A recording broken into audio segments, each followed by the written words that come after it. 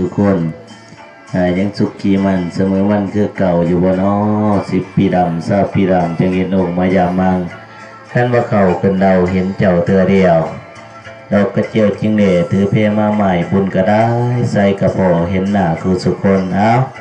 อยู่ดีมีเงินให้ดูปุ๊กให้ขานเดินให้ดูปุ๊กให้ตื่นแต่เสาเนาะเตือนเลิกดุงเสาจูงแขนลูกผูกแขนดานจูงแขนสู่ผูกแขนแฟนจูงแขนสู่ผูกแขนตาเขามาที่วัดว่าพระพุทธศาสนาเฮา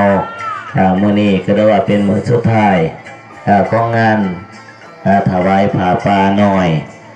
จากพระอาจารย์กันแก้วสนิหามานาพุทโธก็ได้ว่าอย่าลืมอย่าผ่านนอกสายทางศรัทธามาคุณนำบกสรามาสร้างคนงามความดีรวมกันเมื่อนี้ก็ได้ว่าเป็นวันดีวันที่เปิดมือวันนี้วันที่เปิดมือบ่มีวันจันทร์วันที่เปิดมือไม่ออกพักละพักการบ่ได้ไปให้ไปหน้าบ่ได้ไปให้ไปสวนก็จะเริ่มอย่าพลาดบอกลูกบอกหลานเฮามาร่วมกันหลังจาก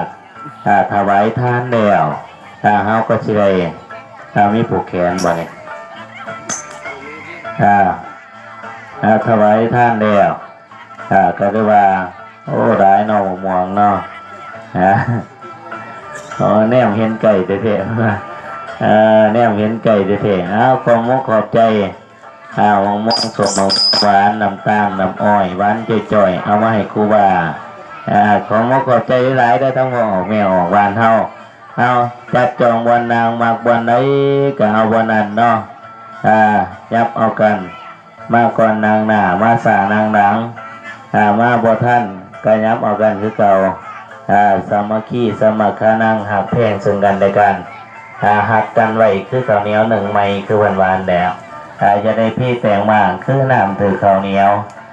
หักกันไว้คือสายโทรดีย่ำสิเกิดแต่นอนยังสิได้อโรหาอยู่แล้ว